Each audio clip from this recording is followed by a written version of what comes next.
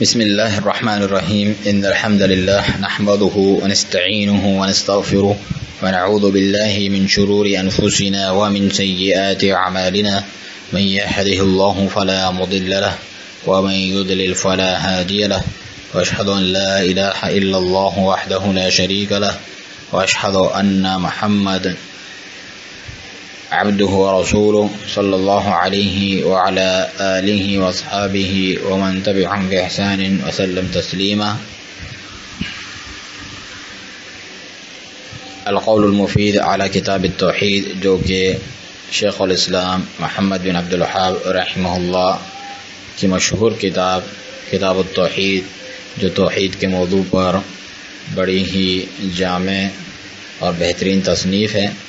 اس کی شرح القول المفید کے نام سے شیخ محمد بن صالح العثیمین رحمہ اللہ کی ہیں، جس کے دروس ہم شروع کیے ہیں. اس کے مقدمے میں شیخ ابن عثیمین رحمہ اللہ فرماتے ہیں کہ یہ بات جیسا کہ آپ جانتے ہیں گزر چکی ہے، اور اللہ تعالیٰ ہی کے لیے حمد اور اسی کا احسان ہے کہ ہم نے کتاب التوحید کی شرح، جو کہ شیخ الاسلام محمد بن عبد الوہاب رحمہ اللہ کی تالیف ہے، اس کی ہم نے شرح کی تھی طلباء کے سامنے، جو ہماری مجالس ہوئی تھی الجامع الکبیر، جو کہ عنیزہ میں ہے، وہاں پر. اور بعض طلباء نے اس کی ریکارڈنگ کی تھی جو کچھ ہم نے کہا، اور ہمارے دو عزیز برادرم الدکتور سلیمان العبداللہ ابو الخیل اور دکتور خالد العلی المشیقہ نے اس کی تفریق کی، یعنی ریکارڈنگ سے کتابی صورت میں اسے لائے اور اس کی طباعت کی، اور اس کا نام انہوں نے دیا القول المفید علی کتاب التوحید. اللہ تعالیٰ سے دعا ہے کہ ان دونوں کو اجر و ثواب دے اور اس کے ذریعے سے نفع پہنچائے. اور یہ بات معلوم ہے، شیخ فرماتے ہیں کہ جو ریکارڈنگ سے نقل کی جائے، ایسی ریکارڈنگ جو طلباء کے سامنے شرح کی گئی ہو، وہ اس کے مساوی نہیں ہو سکتی جو باقاعدہ تحریر کی صورت میں لکھی گئی ہوں، بلکہ عنقریب اس میں ظاہری سی بات ہے کہ کچھ نقص ہوگی، کچھ زیادتی ہوگی، اور کچھ تقدیم اور تاخیر ہوگی، یہاں کلمات کی تکرار ہوگی، یا اس جیسے خلل اس کے اندر واقع ہو جاتے ہیں. اور یہ بات جب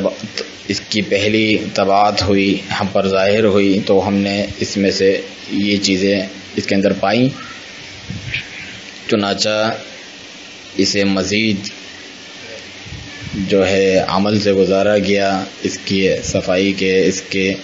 اچھے طریقے سے پیش کیے جانے کے، اور پھر واپس سے دوسری مرتبہ اس کی طباعت کی گئی. تو اس کے باوجود اس پہ جو ہے نظر ثانی کی یہ محتاج تھی، کیونکہ اس میں معمولی سا خلل تھا، جو کہ جس میں سے غالب خلل جو ہے اس کی جو ہے طباعت کی غلطیوں میں موجود تھا.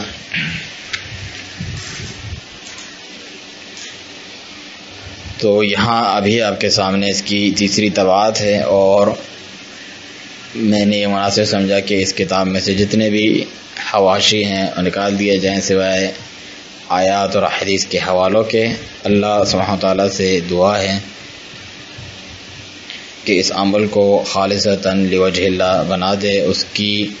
رضا کے موافق بنا دے، اور اس کے بندوں کے لیے اسے نافع بنا دے. بلا شبہ وہ جواد و کریم ہے.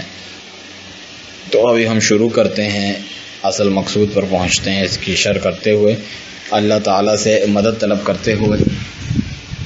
قال المؤلف رحمہ اللہ تعالی، کتاب کے مؤلف شیخ الاسلام محمد بن عبد الوہاب رحمہ اللہ فرماتے ہیں کتاب التوحید، توحید کی کتاب. شیخ ابن عثیمین رحمہ اللہ فرماتے ہیں کہ جو نسخہ ابھی ہمارے ہاتھوں میں ہے، اس میں کتاب کے شروع میں خطبہ ذکر نہیں کیا گیا مؤلف کی طرف سے. یہاں تو اس کی وجہ یہ ہے کہ جو اس کو لکھنے والے ہیں، جو ناسخین ہیں، نسخہ بنانے والے ہیں، تو یہ کاتب کی طرف سے یا تو رہ گیا یا پھر خود ہی مؤلف نے اس ترجمے پر ہی اکتفا کیا، یعنی اس عنوان پر، کیونکہ یہ جو عنوان ہے وہ کتاب کے موضوع پہ ہے اور کتاب کا موضوع توحید ہے، اور کتاب کا معنی بمعنی مکتوب ہے، یعنی مکتوب بالقلم، یا پھر بمعنی مجموع ہے، جیسا کہ کہا جاتا ہے کتیبہ، یعنی المجموعۃ من الخیل، جو گھوڑوں کا ایک مجموعہ ہوتا ہے، اس کے لیے بھی یہ لفظ استعمال کیا جاتا ہے، جبکہ جو توحید ہے وہ لغوی اعتبار سے مصدر ہے، یعنی واحد الشیء، کسی چیز کو ایک قرار دینا، جعلہ واحدا، اور شریعت میں اس کا معنی ہے افراد اللہ تعالی بما یختص به من الربوبیۃ والالوہیۃ والاسماء والصفات، اللہ سبحانہ تعالیٰ کو اکیلا قرار دینا ان چیزوں میں جو اس کے ساتھ مخصوص ہے، ربوبیت میں سے، الوہیت اور اسماء و صفات میں سے، اور اس کی جو اقسام ہیں، 3 اقسام ہیں۔ پہلی قسم توحید الربوبیہ ہے، دوسری توحید الالوہیہ ہے، اور تیسری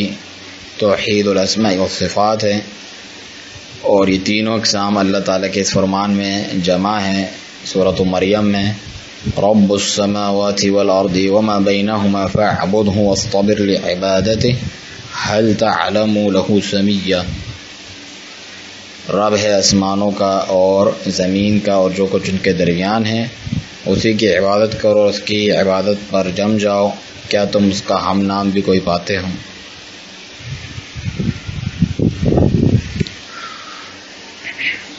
پہلی جو قسم ہے توحید ربوبیت کی، اس سے مراد ہے ہوا افراد اللہ عز و جل بالخلق والملک والتدبیر، اللہ تعالیٰ کو اکیلا قرار دینا خلق میں، ملک میں اور تدبیر میں۔ خلق میں اکیلا قرار دینا سے مراد یہ ہے کہ انسان یہ عقیدہ رکھے کہ اللہ تعالیٰ کے سوا کوئی خالق نہیں۔ فرمانے والی تعالیٰ ہے الا لہ الخلق والامر، آگاہ رہو، خبردار کہ اللہ ہی کے لیے خلق ہے اور امر بھی اسی کے لیے ہے۔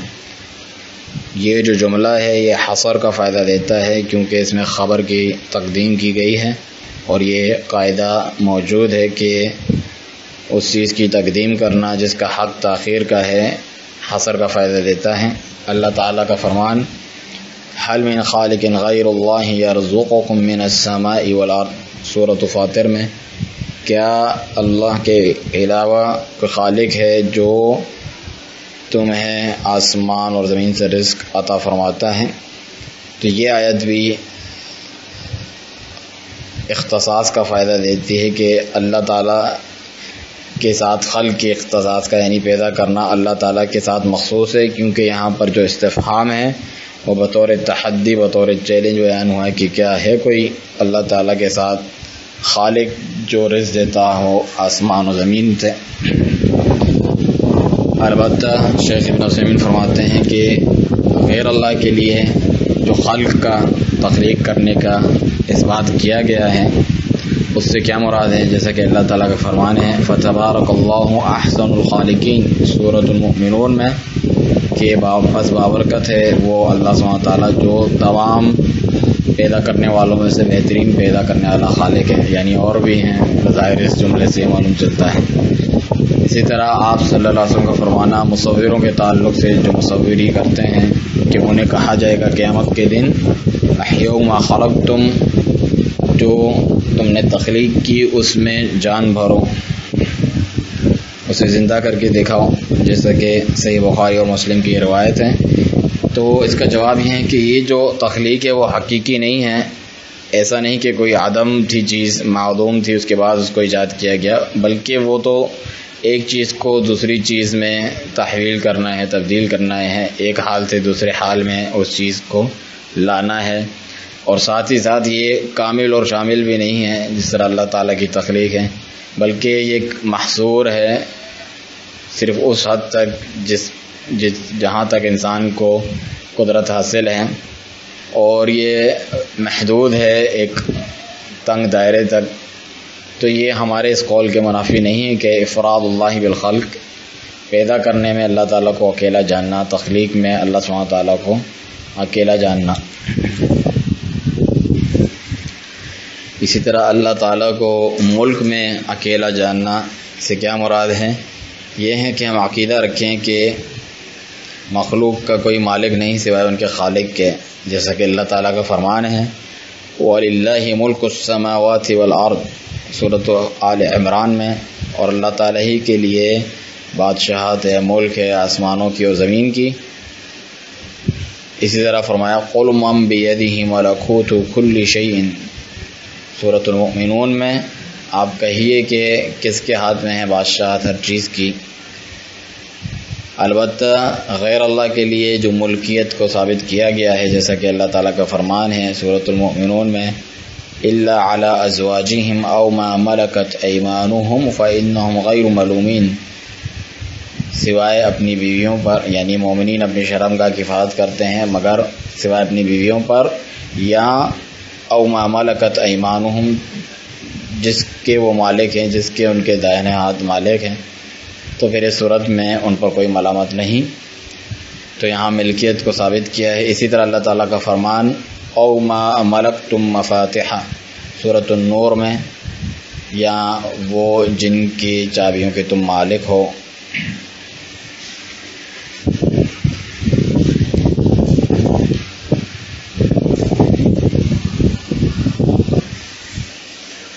تو یہ بھی جو ملکیت ہے وہ محدود ہے، جو بہت ہی تھوڑی سی چیز کو شامل ہے ان مخلوقات میں سے۔ چنانچہ انسان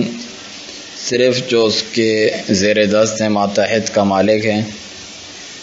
جو دوسرے کے ماتحت ہے اس کا مالک نہیں۔ اسی طریقے سے یہ جو ملکیت ہے وہ اپنے وصف کے اعتبار سے بھی اس میں کمی ہے اور قاصر ہے، کیونکہ انسان کے پاس جو اپنی ملکیت بھی ہے اس کا وہ مکمل طور پہ مالک نہیں، اسی لیے وہ اپنی ملکیت میں تصرف بھی نہیں کر سکتا سوائے اتنا جس کی اسے شریعت نے اجازت دی ہے۔ مثال کے طور پر اگر کوئی شخص اپنے مال کو جلانا چاہے یا اپنے جانور یا حیوان کو اذیت دینا چاہے تو ہم اس سے کہیں گے کہ یہ جائز نہیں، جبکہ اللہ سبحانہ تعالیٰ ان تمام چیزوں کا مالک ہے، کلی طور پر، مکمل طور پر، اور بالکل اس کی ملکیت ہر چیز کو عام ہے، شامل ہے اور کامل ہے۔ اسی طرح اللہ سبحانہ تعالیٰ کو تدبیر میں اکیلا قرار دینے سے کیا مراد ہے؟ یہ عقیدہ رکھا جائے کہ انسان یہ عقیدہ رکھے کہ بلا شبہ اللہ سبحانہ تعالیٰ کے سوا کوئی مدبر نہیں، کائنات کی تدبیر کرنے والا۔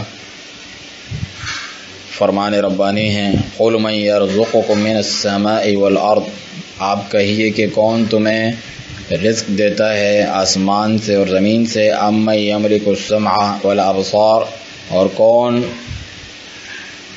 تمہاری سماعت اور بصارت کا مالک ہے، وَمَن يُخْرِجُ الْحَيَّ مِنَ الْمَيِّتِ، اور کون مردے سے زندہ کو نکالتا ہے، وَيُخْرِجُ الْمَيِّتَ مِنَ الْحَيِّ، اور زندہ سے مردے کو نکالتا ہے، وَمَن يُدَبِّرُ الْأَمْرَ، اور کون تمام چیزوں کی تدبیر کرنے والا ہے، فَسَيَقُولُونَ اللَّهُ، تو وہ عنقریب کہیں گے کہ اللہ تعالیٰ ہی یہ سب کام کرنے والا ہے۔ فَقُلْ أَفَلَا تَتَّقُونَ، تو آپ کہیے کیا پھر تم ڈرتے نہیں؟ فَذَلِكُمُ اللَّهُ رَبُّكُمْ، بس یہ ہے اللہ سبحانہ تعالیٰ تمہارا رب، ربکم الحق، تمہارا رب برحق۔ فَمَاذَا بَعْدَ الْحَقِّ إِلَّا الضَّلَالُ،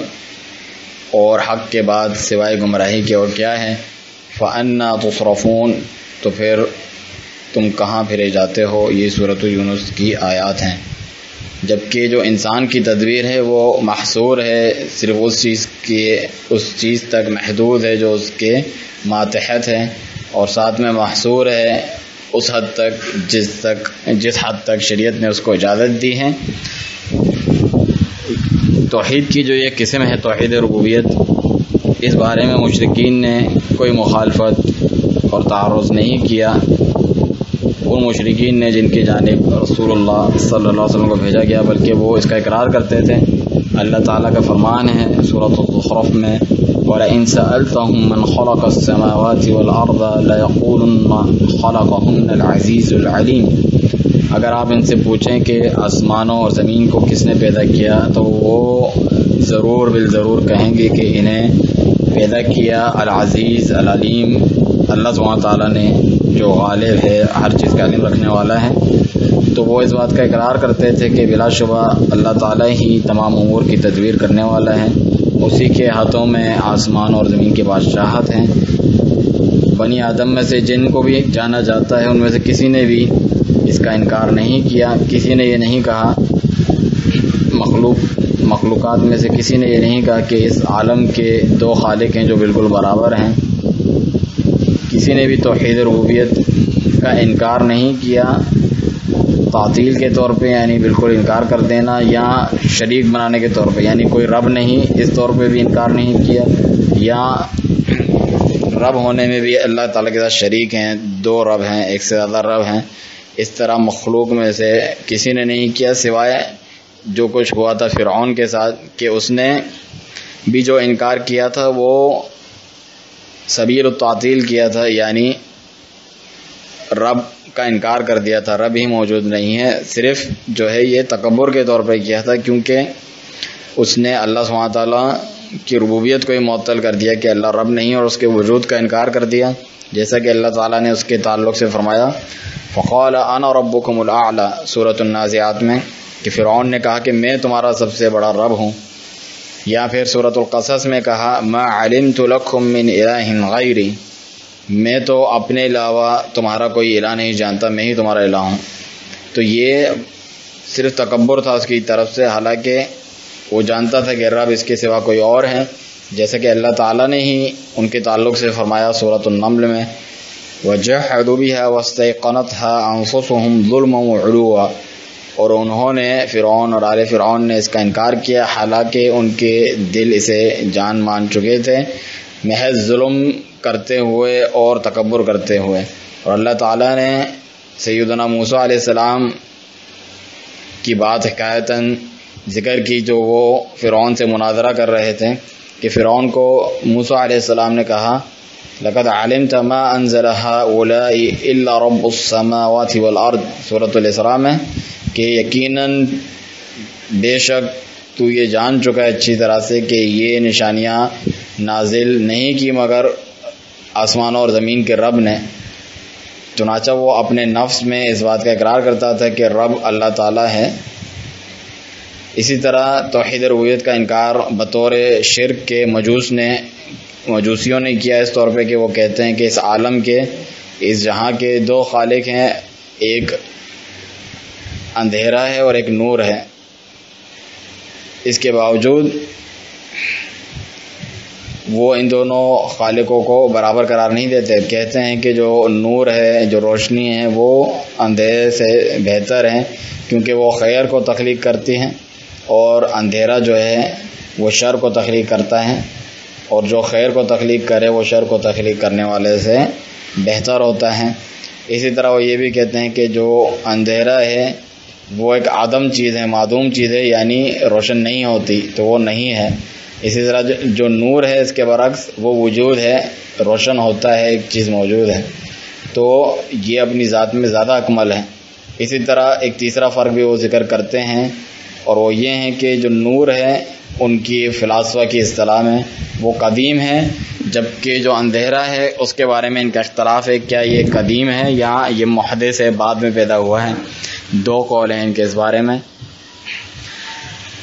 عقل کی بھی اس بات پر دلالت کرنا کہ اس عالم کے، اس جہاں کا ایک واحد خالق ہے۔ اللہ تعالیٰ کا فرمان ہے مَا اتَّخَذَ اللَّهُ مِن وَلَدٍ وَمَا كَانَ مَعَهُ مِنْ إِلَٰهٍ، اللہ تعالیٰ نے نہ کوئی اولاد بنائی اور نہ کبھی اس کے ساتھ کوئی معبود تھا۔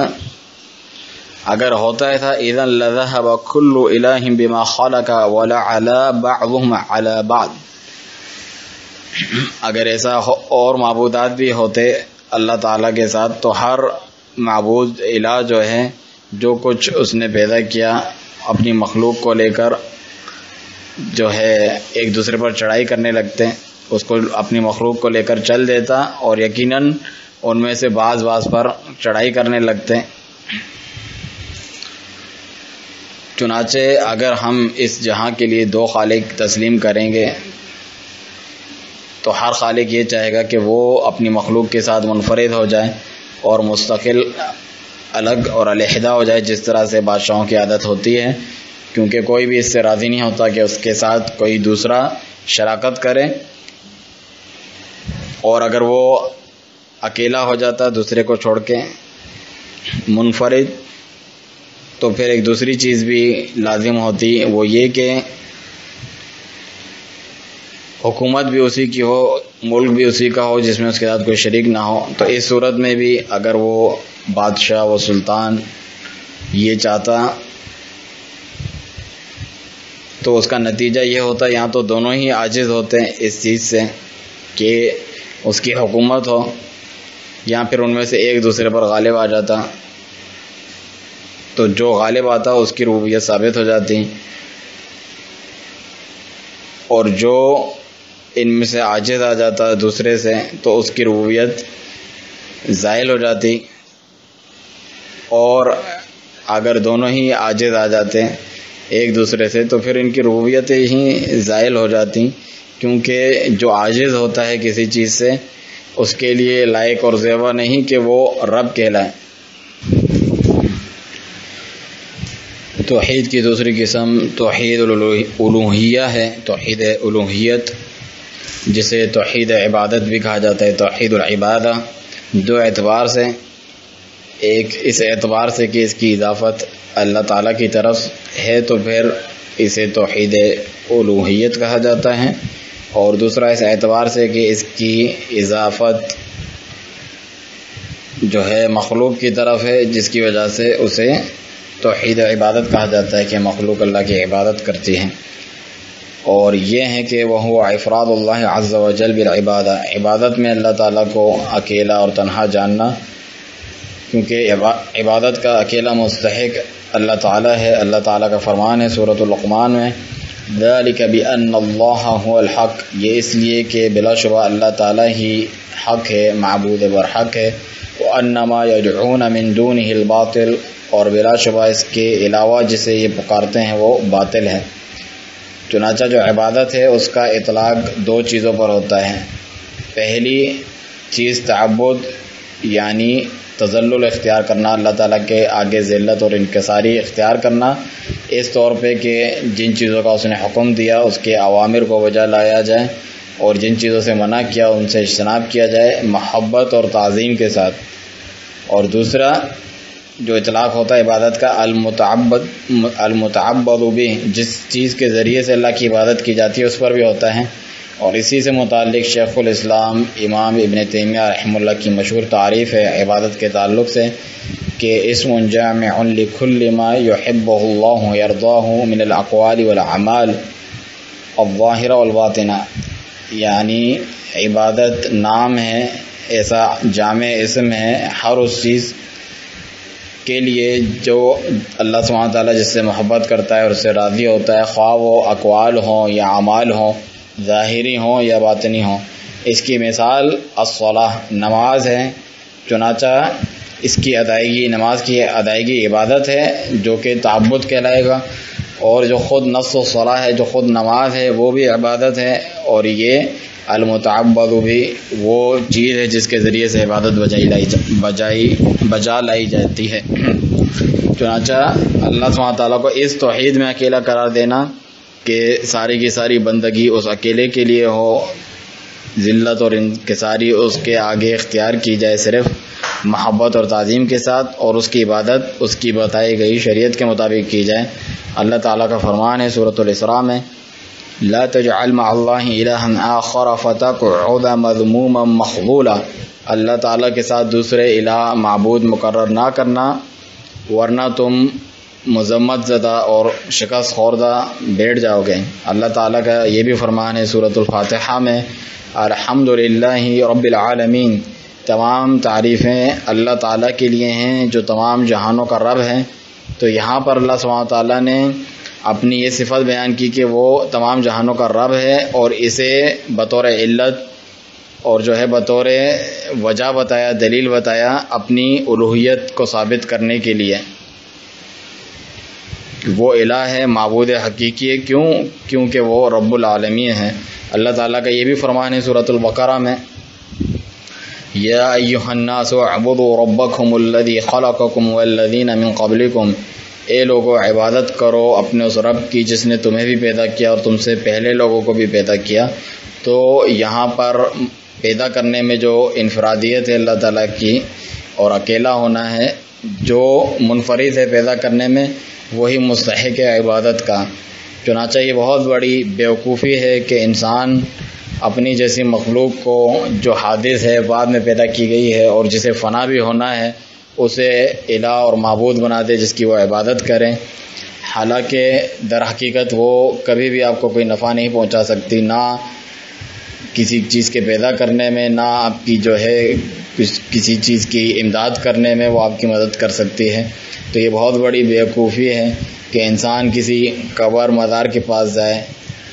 کسی انسان کے جو کہ جس کی ہڈیاں جو ہے مٹی بن چکی ہے، اسے وہ پکارتا ہے اور اس کی عبادت کرتا ہے، حالانکہ وہ آپ کی دعاؤں کا محتاج ہے اور آپ اس کی دعاؤں کے محتاج نہیں ہیں۔ وہ تو اپنے ذات کے لیے ہی کسی نفع اور نقصان کا اختیار نہیں رکھتا، تو پھر دوسرے کے لیے کیسے رکھ سکتا ہے؟ تو یہ وہ قسم ہے توحید کی جس سے انکار کفر کیا اور جس سے جو ہے تکبر کیا بہت ساری اکثریت، مخلوق کی اکثریت نے۔ اسی وجہ سے اللہ تعالیٰ نے رسولوں کو بھیجا اور کتابیں نازل فرمائی ان پر۔ اللہ تعالیٰ کا فرمان ہے، وَمَا أَرْسَلْنَا مِن قَبْلِكَ مِن رَّسُولٍ إِلَّا نُوحِي إِلَيْهِ أَنَّهُ لَا إِلَٰهَ إِلَّا أَنَا فَاعْبُدُونِ، اور ہم نے نہیں بھیجا آپ سے پہلے کوئی بھی رسول مگر اس کی جانب یہی وحی کی کہ بلا شبہ نہیں ہے کوئی معبود حقیقی سوائے میرے، تو میری ہی عبادت کرنا۔ اس کے باوجود جو انبیاء کرام، انبیاء اور رسول علیہم الصلوۃ والسلام کے پیروکار ہیں، متبعین ہیں، بہت قلیل تعداد میں ہوتے ہیں۔ نبی علیہ الصلوۃ والسلام کا فرمان ہے، فرائیت، یعنی قیامت کے دن ایسا بھی ہوگا کہ فرائیت النبی ومعہ الرہط، کہ میں نے ایسا نبی دیکھا کہ جس کے ساتھ ایک چھوٹا سا گروہ ہے بس ماننے والوں کا، والنبی ومعہ الرجل والرجلان، اور ایسا نبی کہ جس کے ساتھ محض ایک شخص یا دو اشخاص ہیں، والنبی ولیس معہ احد، اور ایسا نبی بھی دیکھا کہ جس کے ساتھ اس کا ماننے والا کوئی نہیں۔ پھر شیخ ابن عثیمین رحمہ اللہ ایک تنبیہ فرماتے ہیں کہ یہ بہت ہی عجیب بات ہے کہ جو مصنفین کی اکثریت ہے توحید کے بارے میں جو لکھتی ہیں، علم توحید کے متاخرین میں سے، بعد والے لوگوں میں سے، جو آج کل کے یا سے پہلے کے کچھ لوگ ہیں، ان کے تعلق سے شیخ فرما رہے ہیں کہ وہ توحید ربوبیت پر ہی اپنی توجہ کو مرکوز رکھتے ہیں، گویا کہ وہ ایسی اقوام سے مخاطب ہو رہے ہیں جو رب کے وجود کے انکاری ہیں، حالانکہ ایسا نہیں۔ اگرچہ ہم مانتے ہیں کہ بعض ایسے لوگ ہیں کہ جو رب کے وجود کا انکار کرتے ہیں، لیکن مسلمانوں کی اکثریت تو عبادت میں شرک میں مبتلا ہے۔ اسی لیے ہمیں چاہیے کہ ہم توحید کی جو یہ قسم ہے اس پر اپنی توجہ زیادہ سے زیادہ مرکوز رکھیں، تاکہ ان لوگوں کو جو مسلمان کہلاتے ہیں اور گمان کرتے ہیں کہ بلا شبہ مسلمان ہیں، حالانکہ وہ مشرکین ہیں، شرک میں مبتلا ہیں، لیکن انہوں نے اس کا علم نہیں ہے، ان کو اس گمراہی سے نکال سکیں۔ اور توحید کی تیسری قسم توحید اسماء و صفات ہے، جو کہ افراد اللہ عز و جل بما لہ من الاسماء والصفات، اس کی تعریف ہے کہ اللہ تعالیٰ کو اس کے اسماء یعنی ناموں میں اور اس کی صفات میں اکیلا جاننا، اکیلا قرار دینا، اور یہ دو چیزوں پر مشتمل ہے، متضمن ہے۔ پہلی بات الاثبات، ثابت کرنا کہ ہم اللہ عز و جل کے لیے تمام اسماء اور صفات ثابت کریں جو خود اللہ تعالیٰ نے اپنے لیے اپنی کتاب میں ثابت فرمائے ہیں یا اللہ تعالیٰ کے نبی صلی اللہ علیہ وسلم نے اپنی سنت میں ثابت فرمائے ہیں۔ اور جو دوسری بات ہے وہ ہے نفی کرنا مماثلت کی، اس کی مثل کوئی چیز نہیں، اس طرح کہ ہم اللہ تعالیٰ کی کوئی مثال قائم کریں اس کے ناموں میں صفات میں، اس کی مثل کسی کو قرار دیں، جیسا کہ اللہ تعالیٰ کا فرمان ہے اور اس سے منع کیا گیا ہے سورۃ الشورى میں، لیس کمثلہ شیء وہو السمیع البصیر، اللہ تعالیٰ جیسی کوئی شے نہیں اور وہ سب کچھ سنتا اور سب کچھ دیکھتا ہے۔ تو یہ آیت اس بات پر دلالت کرتی ہے کہ تمام صفات میں اللہ سبحانہ تعالیٰ کے مماثل کوئی نہیں مخلوقات میں سے، اگرچہ ان کے جو اصل معنی ہیں اس میں اشتراک ہی کیوں نہ ہو، لیکن اس کی جو حقیقت حال ہے اس میں بہت فرق ہے۔ جو کوئی ثابت نہیں کرتا اللہ تعالیٰ کے لیے وہ باتیں جو اللہ تعالیٰ نے اپنے لیے ثابت کی ہیں تو وہ معطل ہیں، معطلہ میں سے ہیں، یعنی تعطیل کرتا ہے، انکار کرتا ہے، اور اس کی جو تعطیل کرنا ہے وہ فرعون کی تعطیل کرنے کے گویا کہ مشابہ ہیں۔ اور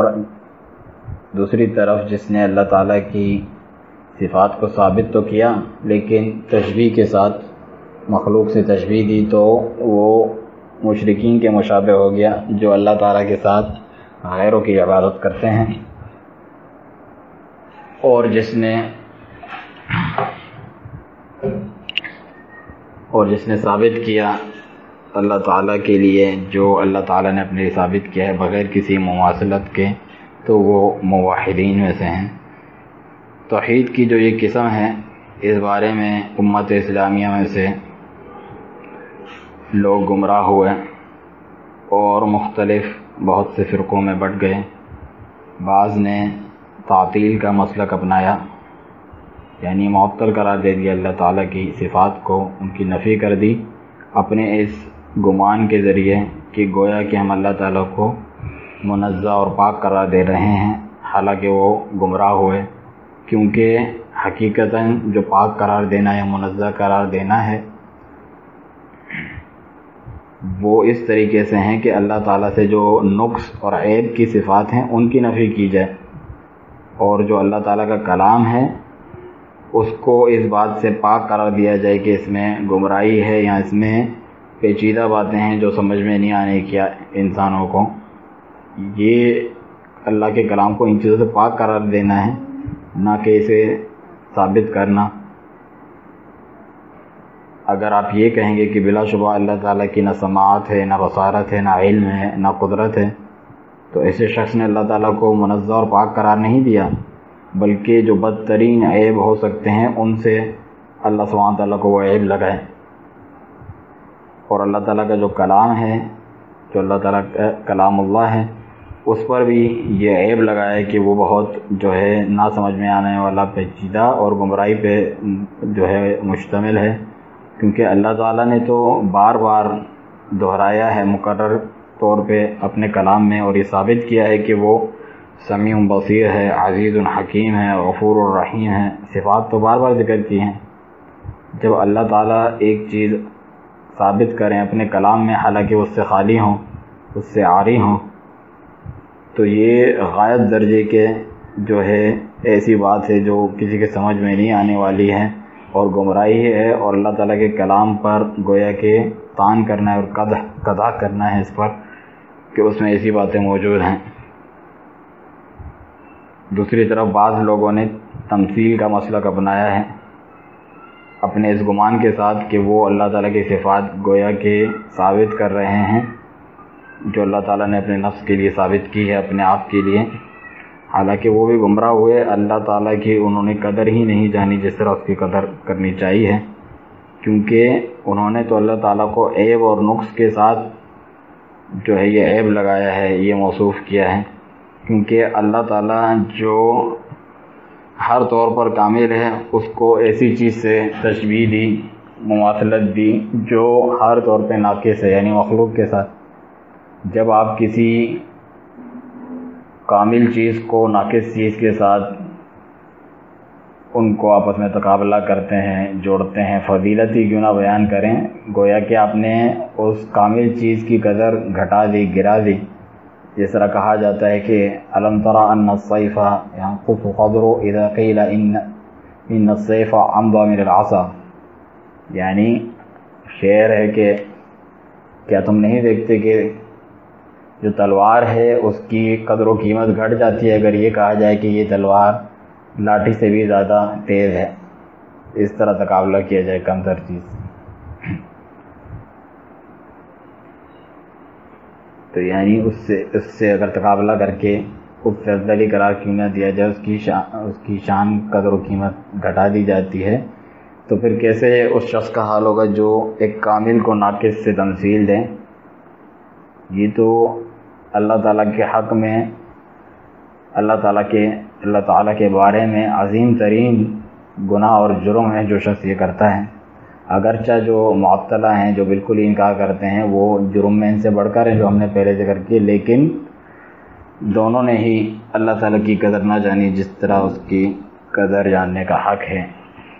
واجب کیا ہے؟ واجب یہ ہے کہ ہم ایمان لائیں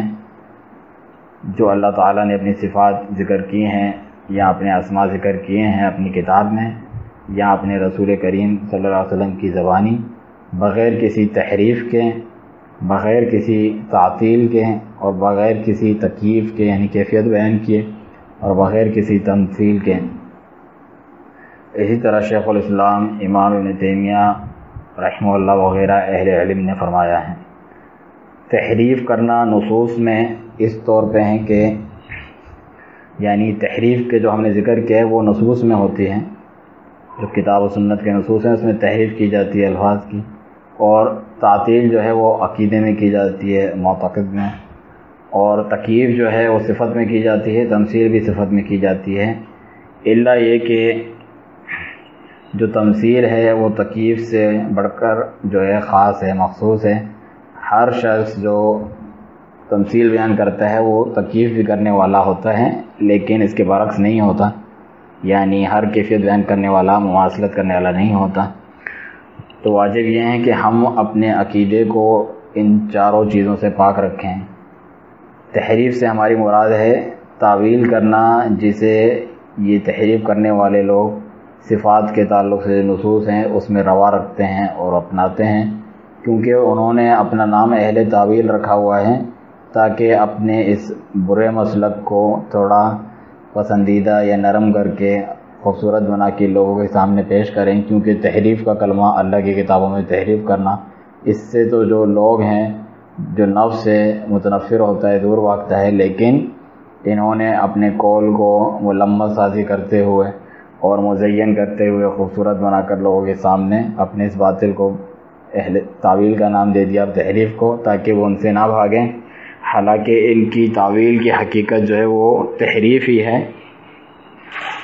اور تحریف یہ ہے کہ لفظ کو اس کے ظاہر سے ہٹا دینا۔ ہم یہ کہتے ہیں کہ یہ جو لفظ کو اس کے ظاہر سے ہٹا دینا ہے، جس کو تعویل یہ لوگ کہتے ہیں، اگر اس کی کوئی صحیح دلیل موجود ہو، یعنی اس کے جو حقیقی معنی سے ہٹ کر معنی لیا جا رہا ہے، اگر اس کی دلیل موجود ہو تو پھر یہ تعویل کہلاتا ہی نہیں ہے، وہ اس طور پہ تعویل نہیں کہلاتا جو تم لوگ چاہتے ہو، بلکہ اسے تفسیر کہا جاتا ہے۔ اور اگر جو اصل معنی سے ہٹ کے بیان کر رہا ہے اس کے ظاہر سے اس کی کوئی دلیل ہی نہ ہو تو پھر یہ تحریف کہلاتا ہے، اور اللہ کے کلام کو، اس کے کلموں کو اس کی جگہ سے ہٹانا کہلایا جاتا ہے، جس طرح اہل کتاب کرتے تھے۔ چنانچہ وہ اس طریقے سے گمراہ ہوئے۔ چنانچہ یہ لوگ، ان کا حال یہ ہوا کہ یہ صفات کو ثابت تو کرتے ہیں مگر تحریف کے ساتھ، اور گمراہ ہو گئے، اور اہل سنہ والجماعہ کا جو طریقہ ہے اس سے ہٹ کر اس کے برعکس طریقہ انہوں نے اپنایا ہے۔ اسی لیے ممکن نہیں کہ انہیں اہل سنہ والجماعہ کی صفت سے موصوف کیا جائے، کیونکہ کسی چیز کی جانب منسوب ہونا، اس کی جانب اضافت ہونا، وہ تقاضا کرتی ہے نسبت کا، جبکہ اہل سنہ منسوب ہوتے ہیں سنت کی طرف، کیونکہ وہ اس سے تمسک اختیار کرتے ہیں، اس کو مضبوطی سے پکڑتے ہیں۔ اور یہ جو لوگ ہیں یہ تو سنت کو مضبوطی سے پکڑنے والے نہیں ہیں، جس تحریف کی طرف یہ گئے ہیں اس میں تو بالکل بھی سنت کو تھامنے والے نہیں ہیں۔ اسی طرح اہل سنہ کے ساتھ الجماع کا لفظ اہل سنہ والجماع، تو یہ الجماع میں بھی نہیں ہے، کیونکہ اصل میں جماع تو اجتماع سے ہیں، جبکہ یہ لوگ اپنی آراء میں مجتمع نہیں ہیں، متفق نہیں ہیں۔ ان کے کتب میں جو ہے بہت سی مداخلتیں ہیں، تناقض ہے، یعنی معارضہ ہے، ایک ہی بات جو ہے اس سے کنٹراڈکشن ہے، تناقض ہے، اضطراب ہے، کوئی ثابت قدمی حاصل نہیں ہے، کوئی ثبات نہیں ہے کسی بات میں، عقیدے میں، قول میں، یہاں تک کہ ان میں سے بعض کوئی گمراہ قرار دے رہا ہوتا ہے، بلکہ بسا اوقات تو ایک ہی شخص اپنے کلام میں ہی تضاد کا شکار ہوتا ہے۔ چنانچہ عقیدہ الطحاویہ کے جو شارح ہیں انہوں نے امام غزالی کے تعلق سے یہ بات ذکر کی، حالانکہ وہ علم کلام کی بلندیوں اور چوٹیوں تک پہنچے تھے۔ ایسا کلام ان کا ذکر کیا، اگر انسان اسے پڑھے تو اس کے سامنے واضح ہو جاتی ہے بات کہ اہل کلام کس قسم کی غلطی، کس قسم کی حق راہ سے پھسل جانے میں وہ مبتلا ہیں، اور کس قسم کی جو ہے حق بات سے دوری اور باطل میں اور گمراہی میں مبتلا ہیں، اور وہ اپنے معاملے میں کسی روشن وضاحت پر ہے ہی نہیں، کوئی ثابت قدمی نہیں ہے ان کے کسی بھی موقف میں، عقیدے میں۔ چنانچہ امام راضی جو ہیں، جو کہ ان کے رؤساء میں سے، ان کے بڑوں میں سے، ائمہ میں سے گزرے ہیں، وہ یہ اشعار کہتے ہیں کہ عقل کے تمام تر اقدام کا انجام حیرت ہے، اور عقل کے بلبوتے پر دنیا والوں کی تمام سعی گمراہی ہے۔ آگے کہتے ہیں کہ ہماری روحیں ہمارے جسموں سے وحشت زدہ ہیں، اور ہماری دنیا کا ما حاصل اذیت و وبال ہی ہے، اور کہتے ہیں کہ ہمیں اپنی پوری عمر میں کی جانے والی بحث و مباحثے سے سوائے قیل و قال جمع کرنے کے اور کچھ حاصل نہ ہوا۔ آگے فرماتے ہیں کہ میں نے علم الکلام کے طرق اور فلسفی منہج پر بڑا غور و خوض کیا ہے، لیکن ان میں کسی بیمار کے لیے علاج یا کسی پیاسے کی سیرابی کی کوئی صلاحیت نہیں ہے۔ مکمل طور پر درست راستہ وہی ہے جو قرآن مجید نے پیش کر دیا ہے۔ چنانچہ اللہ تعالیٰ کی صفات کے اس بات میں اللہ تعالیٰ کے یہ فرامین پڑھو، الرحمن علی العرش استوى، اور رحمان ہے جو عرش پر مستوی ہوا، بلند ہوا، یہاں الیہ یصعد الکلم الطیب، تمام تر پاک کلمات، ستھرے کلمات اسی اللہ کی طرف چڑھ کے جاتے ہیں سورۃ فاطر میں۔ جبکہ نفی کے لیے ان فرامین کو پڑھو، مثال کے طور پہ سورۃ الشورى میں لیس کمثلہ شیء، اس کی مثل کوئی چیز نہیں، یہاں ولا یحیطون بہ علما، مخلوق کا علم اس پر حاوی نہیں ہو سکتا، احاطہ نہیں کر سکتا۔ آخر میں فرماتے ہیں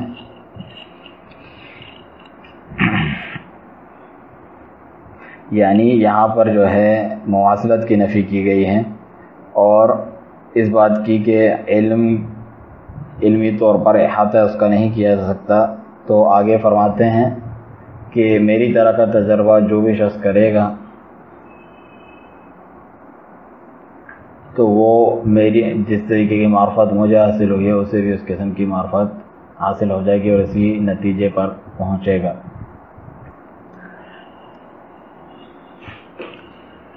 تو شیخ ابن عثیمین رحمہ اللہ فرماتے ہیں کہ آپ ان لوگوں کو پائیں گے کہ یہ حیران و پریشان اور کشمکش کا شکار اور مضطرب ہوتے ہیں، کسی اپنے معاملے میں یقین پر قائم نہیں ہوتے، اور اس کے برعکس جس شخص کو اللہ تعالیٰ صراط مستقیم کی جانب ہدایت دیتا ہے، آپ اس کو دیکھیں گے کہ وہ بالکل مطمئن ہوتا ہے، اس کا سینہ کشادہ ہوتا ہے، شرح صدر اس کو حاصل ہوتی ہے، اور بہت پرسکون ہوتا ہے، اللہ تعالیٰ کی کتاب کو پڑھتا ہے، نبی کریم صلی اللہ علیہ وسلم کی سنت کو پڑھتا ہے، اور پھر جو بھی چیز اللہ تعالیٰ نے اسماء و صفات میں سے اپنے لیے ثابت کی ہوتی ہے تو وہ اسے ثابت کرتا ہے، کیونکہ اللہ تعالیٰ کے بارے میں اللہ تعالیٰ سے بڑھ کر کوئی نہیں جانتا، اور اللہ تعالیٰ کے بارے میں اللہ تعالیٰ سے بڑھ کر سچی خبر دینے والا کوئی نہیں،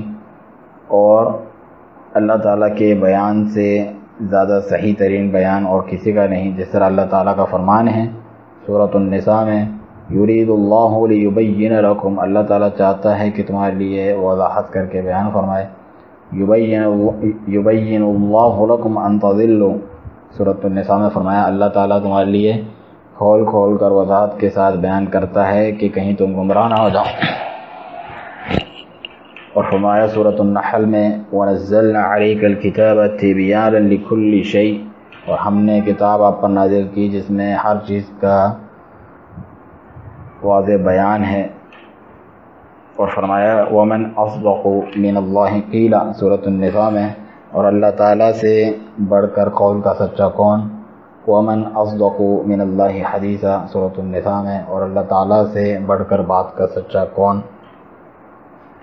چنانچہ یہ آیت اور اس کے علاوہ جو آیت ہیں اس بات پر دلالت کرتی ہیں کہ بلا شبہ اللہ تعالیٰ نے اپنی مخلوق کے لیے بالکل وضاحت کی، غایت درجے کی وضاحت اور بیان کر دی ہے، وہ چیز، وہ طریقے جو اس کی طرف لے جانے والے ہیں، اور مخلوق کو سب سے زیادہ جس چیز کی احتیاج اور ضرورت ہے کہ اس کو وضاحت کے ساتھ بیان کیا جائے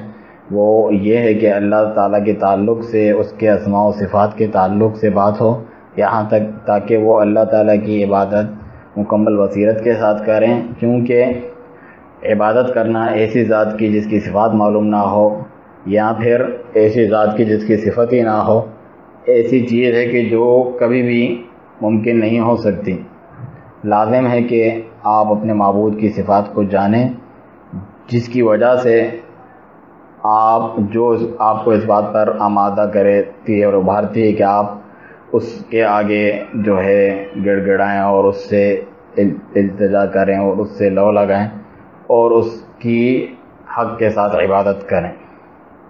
اور انسان اپنی حد سے تجاوز نہ کرے کہ وہ اللہ تعالیٰ کی صفات کی کیفیت یا تمثیل بیان کرنے لگے یا اس کے بارے میں سوچے، کیونکہ جب وہ انسان اپنے جسم کے اندر موجود نفس کو، روح کو صحیح طریقے سے سمجھ نہیں سکتا، اپنے نفس کو مکمل طریقے سے اس کا تصور نہیں کر سکتا جو اس کے بغل میں ہیں، تو پھر بالاولیٰ وہ اس بات سے عاجز ہیں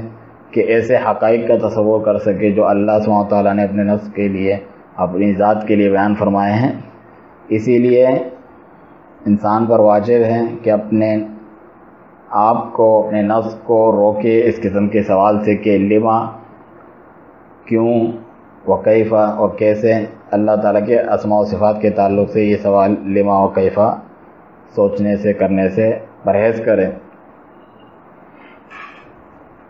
اسی طرح اپنے نفس کو روکے کہ اللہ کی کیفیت کے بارے میں وہ غور و فکر کریں، کیونکہ اگر یہ طریقہ انسان اس پہ چلنے لگتا ہے تو پھر وہ بہت پرسکون ہوتا ہے، یعنی ان تمام چیزوں سے جب ہٹ جاتا ہے ان کے بارے میں پوچھنے سوچنے سے۔ اور سلف صالحین رحمہم اللہ کا یہی حال تھا۔ اسی لیے جب ایک شخص امام مالک بن انس رحمہ اللہ کے پاس آیا اور کہا کہ اے ابو عبداللہ، اللہ تعالیٰ فرماتے ہیں الرحمن علی العرش استوى، کہ رحمان عرش پر مستوی ہوا، کیف استوى، تو وہ کیسے مستوی ہوا؟ تو آپ نے اپنا سر جھڑکا اور فرمایا کہ الاستواء غیر مجہول، اللہ کا استوا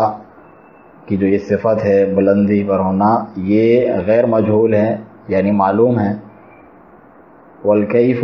غیر معقول، اس کی کیفیت عقل میں آنے والی نہیں، غیر معقول ہے۔ والایمان به واجب، لیکن اس پر ایمان لانا واجب ہے۔ والسؤال عنہ بدعہ، اور اس کے بارے میں سوال پوچھنا یوں بدعت ہے۔ وما اراک الا مبتدعا، اور میں نہیں دیکھتا مگر یہی کہ تو بدعتیوں میں سے ہیں۔ تو شیخ ابن عثیمین رحمہ اللہ فرماتے ہیں کہ ہمارے اس موجودہ دور میں ایسے لوگ آپ پائیں گے جو کہتے ہیں کہ عقل لڑاتے ہیں اپنی، اور کہتے ہیں کہ جس طرح حدیث میں کہ اللہ تعالیٰ آسمان دنیا پر نزول فرماتا ہے جب رات کا آخری تہائی حصہ باقی ہوتا ہے، تو اس سے تو یہ لازم آتا ہے کہ اللہ تعالیٰ ہر وقت ہی آسمان دنیا پر موجود ہو، کیونکہ جو رات ہے وہ تو پوری دنیا میں چلتی رہتی ہے۔ جب ایک جگہ سے، ایک علاقے سے ایک تہائی حصہ رات کا ختم ہوتا ہے، وہ دوسری جگہ پر رات کا تہائی حصہ ہو جاتا ہے، یوں چلتی رہتی ہے دنیا میں۔ تو تو ہم یہ جواب دیتے ہیں کہ یہ ایسی بات صحابہ کرام رضی اللہ عنہم کو نہیں سوجی، نہ انہوں نے کہی۔ اگر اس قسم کی بات کسی مومن کے دل میں آ سکتی تھی تو پھر اللہ سبحانہ تعالیٰ اس کو شروع میں ہی بیان فرما دیتا، یا اپنے رسول صلی اللہ علیہ وسلم کی زبانی بیان فرما دیتا، یا کوئی ایسا شخص میسر آ جاتا اللہ سبحانہ تعالیٰ کی طرف سے جو یہ سوال کرتا، اس سوال پر اللہ سبحانہ تعالیٰ سے ابھارتا، جس کا جواب دے دیا جاتا، جس طرح صحابہ کرام رسول اللہ صلی اللہ علیہ وسلم سے اس قسم کے سوالات بھی کیا کرتے تھے۔ مثلاً وہ فرماتے، صحابہ کے یہ سوال ثابت ہیں کہ این کان اللہ تعالیٰ کہاں تک قبل ان یخلق السماوات والارض، قبل اس کے کہ آسمان اور زمین کو پیدا کیا اس سے پہلے اللہ تعالیٰ کہاں تھا؟ فاجابہم، تو رسول اکرم صلی اللہ علیہ وسلم نے اس کا جواب دیا، جس طرح سیدنا عمران بن حسین رضی اللہ عنہما کی حدیث ہے جس میں یہ بھی ہے کہ ہم آپ کے پاس آئے ہیں یہی سوال کرنے کے، تو پھر جواب یہ دیا کہ کان اللہ ولم یکن شیء غیرہ، اللہ تعالیٰ تھا، اس کے ساتھ کوئی چیز نہیں تھی، وکان عرشہ علی الماء، اور اللہ کا عرش اس وقت پانی پر تھا۔ اسے بخاری نے روایت کیا۔ اسی طرح سنن ترمذی وغیرہ میں، ابن ماجہ میں ابو رزین رضی اللہ عنہ کی حدیث ہے کہ انہوں نے کہا یا رسول اللہ این ربنا قبل ان یخلق خلقہ، ہمارا رب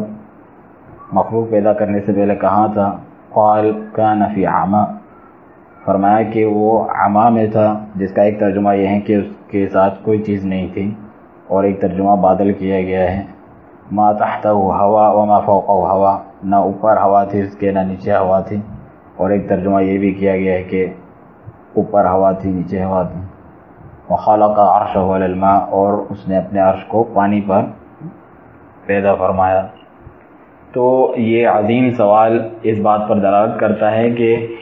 ہر وہ چیز جس کی ضرورت لوگوں کو ہو سکتی تھی اللہ سبحانہ تعالیٰ نے اسے بیان کر دی ہے، ان تین طریقوں میں سے کسی ایک طریقے سے جو ہم نے پیچھے ذکر کیے، یہاں تو خود اللہ نے بیان کر دی، یہاں رسول اکرم صلی اللہ علیہ وسلم کی زبانی، یہاں کوئی ایسا شخص بھیج دیا کہ جس نے سوال کیا اس کا جواب دے دیا گیا۔ تو یہ جو اشکال ہے حدیث نزول کے تعلق سے، اور حدیث نزول جو ہے صحیح بخاری مسلم میں ہے، اس کا جواب یوں دے سکتے ہیں، شیخ مسلمین فرماتے ہیں کہ جب تک 1/3 رات کا آخری حصہ کسی بھی جہت میں علاقے میں واقع ہے تو وہاں پر اللہ تعالیٰ کا نزول محقق ہے، ثابت ہے، اور اس کی جو غیر ہے، اس کے جو غیر علاقے ہیں دوسرے، ادھر جو ہے 1/3 رات سے قبل یا نصف رات سے قبل نزول ثابت نہیں ہے۔ اللہ عز و جل کی جیسی کوئی چیز نہیں جس پر آپ قیاس کریں، اور حدیث اس بات پر دلالت کرتی ہے کہ جو نزول کا وقت ہے وہ طلوع فجر کے ساتھ ختم ہو جاتا ہے۔ ہمارے ذمہ کیا ہے؟ ہمارے ذمہ یہ ہے کہ ہم سر تسلیم خم کریں اور کہیں کہ سمعنا وطعنا، ہم نے سنا، ہم نے اطاعت کی، اتبعنا، ہم نے پیروی کی، وآمنا، اور ہم ایمان لائے۔ یہ ہے ہمارا وظیفہ، ہماری ذمہ داری۔ ہم قرآن و حدیث سے ہرگز بھی آگے نہیں بڑھتے۔ تو یہ توحید کا تعارف اور اس کی 3 اقسام شیخ محمد بن صالح العثیمین رحمہ اللہ نے القول المفید علی کتاب التوحید، کتاب التوحید کی شرح کے شروع میں فرمائی ہے۔ اللہ سبحانہ تعالیٰ سے دعا ہے کہ توحید کو صحیح طور پر سمجھ کر اس کو اپنانے کی توفیق دے۔ سبحانک اللہم و بحمدک، اشہد ان لا الہ الا انت، استغفرک و اتوب الیک۔